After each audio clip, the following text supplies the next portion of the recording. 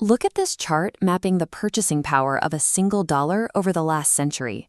If you stuff a $100 bill under your mattress today, you might feel safe. But this downward curve shows a silent mechanism constantly draining its value. Thanks to inflation, uninvested cash steadily loses its purchasing power year after year. Psychologists call this the money illusion. The number on the bill stays the same, even as the reality of what it can buy shrinks.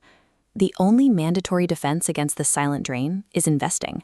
But for most people, stepping into the stock market feels less like wealth building and more like stepping into a blender.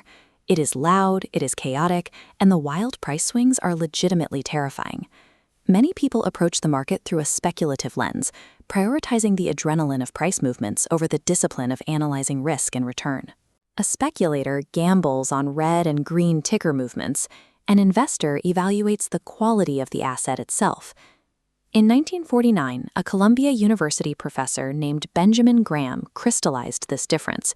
He realized that surviving the market required insulating one's own mind from the chaos, rather than attempting to outsmart the tape or perfectly predict the next price swing. Most catastrophic losses follow a predictable pattern. An emotional reaction to a price drop leads to a decision that prioritizes short-term comfort over long-term logic. When people let price changes dictate their strategy, they have abandoned investing for speculation. To fix this psychological flaw, Graham created an allegory. Imagine you own a fractional share of a private business, and your partner is a fellow named Mr. Market. Every single day, without fail, he knocks on your door and offers a price to either buy your share or sell you his. Now, Mr. Market has some severe emotional problems. Some days, he is absolutely euphoric. He looks at the business, sees only endless profits, and offers to buy you out for an absurdly high price, terrified you might snatch away his imminent gains. Other days, his mood and offered prices swing wildly, dropping well below the steady line representing your business's real-world value. The golden rule: Mr. Market is there to serve, not guide you.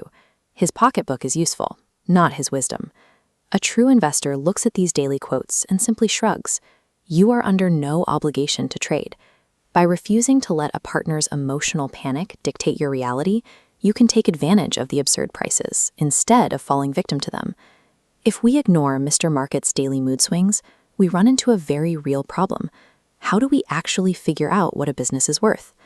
Search for stock valuation methods, and you will encounter the Benjamin Graham formula. Advisors frequently present it as a definitive tool. However, Graham included it specifically to show what not to do, warning that the expected growth rate cannot be reliably projected. Graham was deeply skeptical of financial forecasting. He noted that assuming a company will grow its earnings forever inevitably spits out an infinite and dangerously flawed valuation. Because the future is inherently unpredictable, an intelligent investor builds a strategy that survives without a perfect growth forecast. Instead of relying on predictions, Graham relied on a concept called the margin of safety. It is a structural buffer designed specifically to protect you from inevitable forecasting errors and sudden economic shocks. The market typically treats this as a one-dimensional math equation. The classic interpretation is buying a stock at a steep discount to its appraised asset value, like Graham's net-net strategy, where companies traded for less than their literal liquidation value. Real investing requires a multi-dimensional approach. As we see in this model, a true margin of safety is built on structural elements, starting with an ironclad balance sheet. A company can only protect your capital if it has the actual cash to survive a global recession or an economic shutdown. The final layer of defense is the competitive moat. Even with a strong balance sheet, a business needs an enduring advantage, like a globally recognized brand, to fend off aggressive competitors and adapt to changing industry dynamics. When you combine an attractive price, a fortified balance sheet, and a deep competitive moat, you create structural leeway. You can be wrong about the company's future growth and still avoid losing your capital. Once you establish this margin of safety, you have to align your investment strategy with your specific willingness to do research. Graham outlined two paths. The first is the defensive investor, a passive participant who prioritizes peace of mind. By utilizing broad-based index funds, a tool championed by industry pioneer John Bogle, the defensive investor secures reliable returns with almost zero daily effort. The second path is the enterprising investor. This is a proactive participant who dedicates significant time to rigorous analysis, digging through balance sheets to uncover mispriced assets that the rest of Wall Street has overlooked. Both paths are valid, but failing to consciously commit to one of them guarantees a slide back into the emotional habits of a speculator. The daily routine of a speculator is exhausting, constantly trying to outsmart algorithms and sweating over every flicker of the ticker tape. The intelligent investor ignores the noise. Success hinges on a transition in perspective.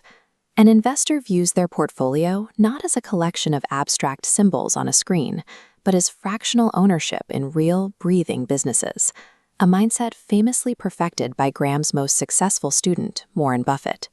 As long as the multidimensional margin of safety is intact, the day-to-day stock price is irrelevant. Eventually, the actual cash flows and underlying strength of the business will force the market to recognize its true value. Graham summarized this with a timeless thesis. In the short run, the market is a voting machine, but in the long run, it is a weighing machine. Financial success depends less on high intelligence or complex formulas than on the mastery of one's own character. When you stop playing Mr. Market's game, the path to building real wealth becomes clear.